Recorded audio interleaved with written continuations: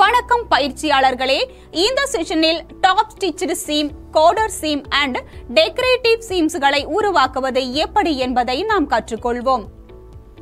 இந்த செஷனின் முடிவில் ஆடைகளின் அலங்கார அங்கமான சீம்களின் முக்கியத்துவத்தை நீங்கள் விளக்கலாம். Top stitched seems, coder seems மற்றும் டெக்கரேட்டிவ் சீம்ஸ்களை விவரிக்கலாம். சீமிங்கிற்கு பயன்படுத்தப்படும் பல்வேறு கருவிகளின் செயல்பாட்டை கண்டறியலாம். அதற்கான படிகளை விவரிக்கலாம். டாப் ஸ்டிச்டு சீம்ஸ் மற்றும் கார்டர்ட் சீம்ஸ் ஆகியவற்றை உருவாக்கவும், குட் சீம்ஸ் கன்ஸ்ட்ரக்ஷனுக்கான துணை நுட்பங்களை விளக்கவும் மற்றும் குட் சீம்ஸ் கன்ஸ்ட்ரக்ஷன் வழிகாட்டுதல்களை அங்கீகரிக்கவும். துணிகளின் பயன்பாடு நம் அன்றாட வாழ்க்கையிலிருந்து பிரிக்க முடியாதது. நாம் பயன்படுத்தும் துணிகள் 3 செயல்பாடுகளை செய்கின்றன. அவை பாதுகாப்பு, அலங்காரம் மற்றும் அடையாளம். சுபகாரியங்களுக்கு அணியும் ஆடைகளிலிருந்து சாதாரண உடைகள் வித்தியாசமாக இருக்கும். சந்தேகத்திற்கு இடமின்றி ஒரு ஆடையின் அலங்கார அம்சம் ஆடை அணிந்த நபருக்கு ஒரு தனிப்பட்ட தொடுதலை அளிக்கிறது. பொருத்தமான அலங்கார சீம்களை சேர்ப்பது ஆடைகளை மிகவும் நவநாகரிகமாக ஆக்குகிறது. டெக்கரேட்டிவ் சீம்களின் நோக்கம் ஆடையின் அழகியல் குணங்களை மேம்படுத்துவதாகும். அவர்கள் ஆடை வடிவத்தையும் கொடுக்கிறார்கள். வீட்டு அலங்காரம், பாக்கெட்டுகள், காலர்கள் மற்றும் கஃப் ஆகியவற்றிற்கான துணிகளில் பைப்டு அல்லது கார்டர்ட் சீம்ஸ் போன்ற அலங்கார சீம்கள் பயன்படுத்தப்படுகின்றன. சீம் வகைகளின் கண்ணோட்டத்தை பெறுவோம். முதல் ஒரு டாப் ஸ்டிச் சீம் உள்ளது. இங்கே சீம்ஸ் தையல் அலவன்ஸுடன் வலது பக்கத்தில் இருந்து மேல் தைக்கப்படுகின்றன. டாப் ஸ்டிச்சிங் என்பது தையல் அலவன்ஸை தட்டையாக வைத்திருப்பது, சாதாரண துணிக்கு ஆர்வத்தை சேர்ப்பது மற்றும் கீழ் அடுக்குகளை தட்டையாகவும் பாதுகாப்பாகவும் வைத்திருப்பது.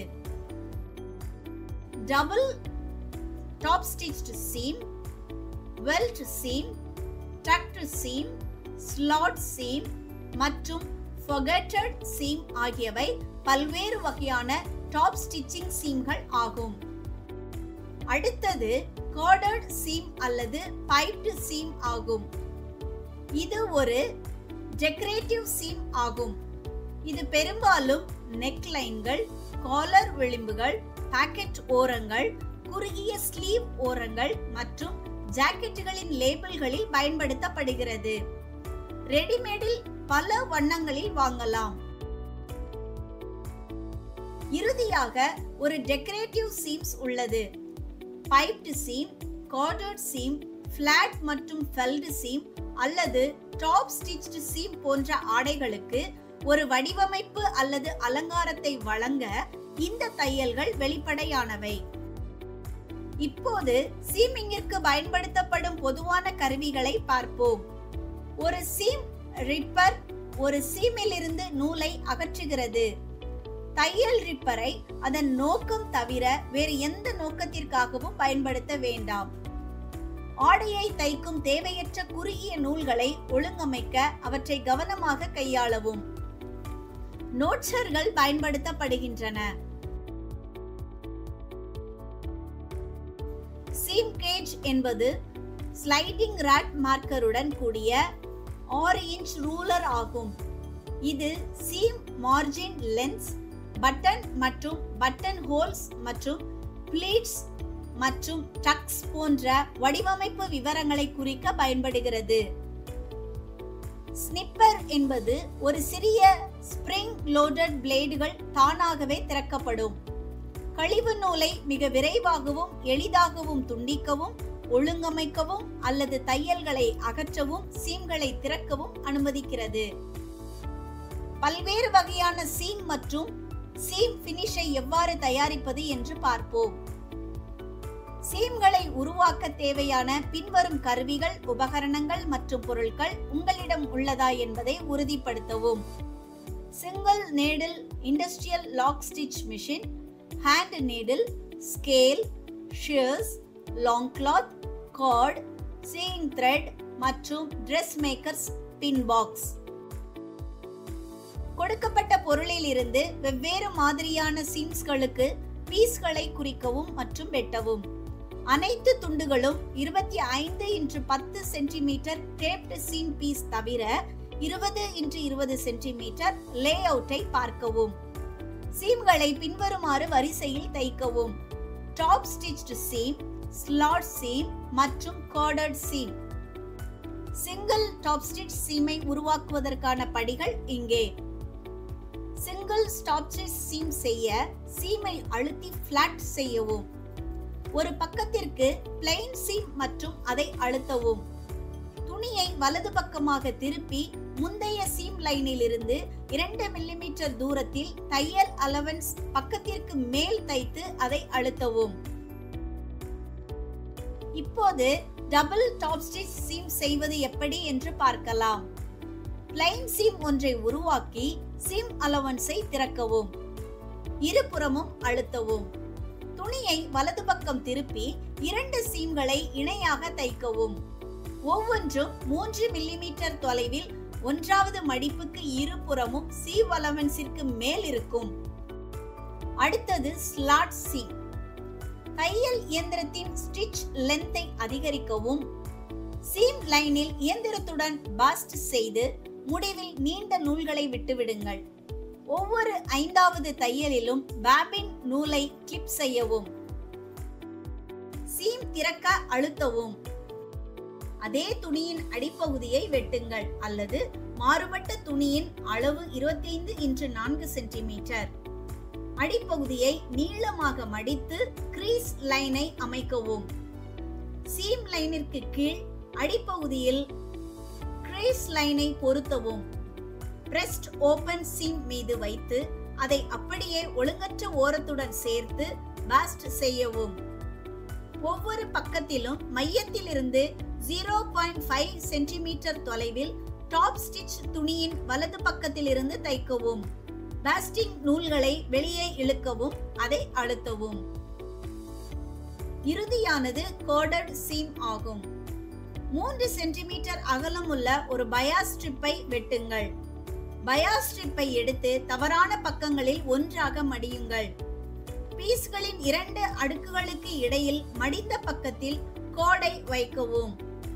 பிரஷர் ஃபுட்டிற்கு பதிலாக ஜிப்பர் ஃபுட் அல்லது ஆர்டினரி ஃபுட்டை இணைத்து கோடுக்கு அருகில் ஒரு சீம் லைனை தைக்கவும். துணியின் ஒரு பீஸை எடுத்து வலது பக்கத்தின் ஓரத்தில் இருந்து 1 சென்டிமீட்டர் ஒரு சீம் லைனை குறிக்க. பின் மேற்கூறிய ஸ்ட்ரைப்பை சீம் லைனில் துணியின் கார்னர் ஓரத்தை நோக்கி கார்டட் ஸ்ட்ரைப்பின் ஓரத்தில் வைக்கவும். ஃபர்ஸ்ட் ஸ்டிச் லைனின் இடதுபுறம் ஸ்டிச்சஸ் வைக்கவும். மற்றொரு துணியை எடுத்துக்கொள்ளுங்கள். தையல் அலவன்ஸை வலது பக்கங்களில் ஒன்றாக வைக்கவும். இடையில் கோடிங்கை இணைக்கவும். ஒரிஜினல் ஸ்டிச்சிங் லைனை வழிகாட்டியாக பயன்படுத்தவும் மற்றும் அனைத்து லேயர்களிலும் தைக்கவும். கார்ட் மற்றும் ஃபர்ஸ்ட் ஸ்டிச் லைனுக்கு இடையில் உள்ள தையல்களை கூட்டவும். லாஸ்ட் ஸ்டிச் லைன் கார்டுக்கு சற்று நெருக்கமாக வைக்கப்பட வேண்டும். எனவே வலது பக்கத்தில் தையல்கள் எப்போதும் தெரிவதில்லை.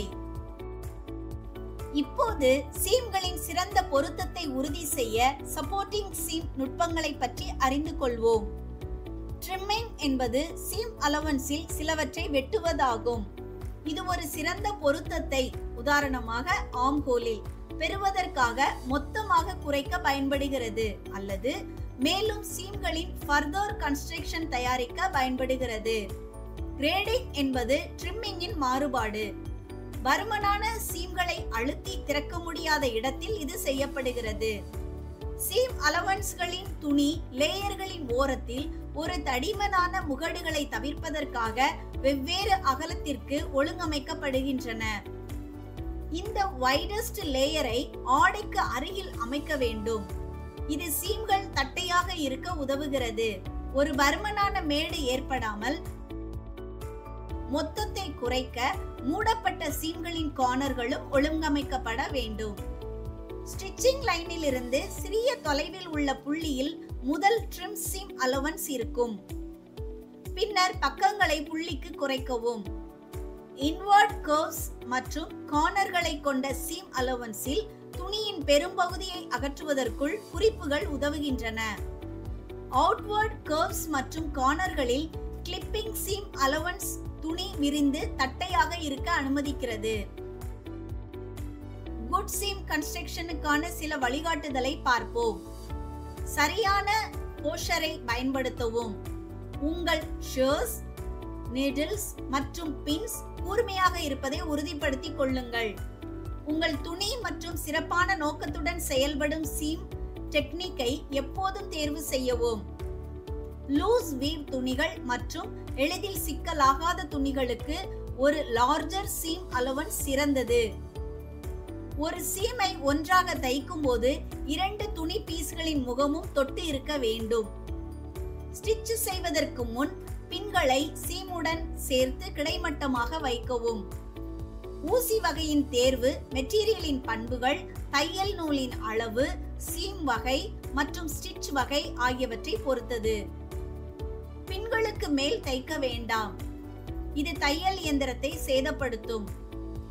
எந்த துணியையும் பயன்படுத்தும் போது சிக்கல் இல்லாமல் சீம் செய்து முடிப்பது அவசியம். ஓவர்லாக் மூலம் தையல் அலவன்ஸின் மூல ஓரங்களை பாதுகாக்கலாம். மிஷின் மூலம் விரைவாக முடிக்கலாம்.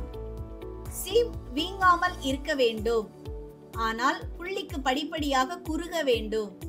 சீம்களை அழுத்துவதற்கு எப்பொழுதும் பாயிண்ட் பிரஷரை அழுத்தும் கருவியை பயன்படுத்தவும். இது ஸ்டிச்சஸ்களை கலக்க அனுமதிக்கிறது மற்றும் துணியை சிறப்பாக வைத்திருக்கும். டாப் ஸ்டிச்டு சீம்ஸ், கார்டர்டு சீம்ஸ் மற்றும் டெக்கரேட்டிவ் சீம்ஸ் எப்படி செய்வது என்பது குறித்த இந்த செஷனின் முடிவை நாம் அடைந்துள்ளோம். இப்போது நீங்கள் ஆடைகளின் அலங்கார அங்கமாக சீம்களின் முக்கியத்துவத்தை விளக்க முடியும். டாப் ஸ்டிச்டு சீம்ஸ், கார்டர்டு சீம்ஸ் மற்றும் டெக்கரேட்டிவ் சீம்களை விவரிக்கவும், சீமிங்கிற்கு பயன்படுத்தப்படும் பல்வேறு கருவிகளின் செயல்பாட்டை கண்டறியவும், டாப் ஸ்டிச்டு சீம்ஸ் மற்றும் கார்டர்டு சீம்ஸ் தயாரிப்பதற்கான படிகளை விவரிக்கவும், ஒரு குட் சீம் கன்ஸ்ட்ரக்ஷனுக்கான துணை நுட்பங்களை விளக்கவும், குட் சீம் கன்ஸ்ட்ரக்ஷனுக்கான வழிகாட்டுதல்களை அங்கீகரிக்கவும்.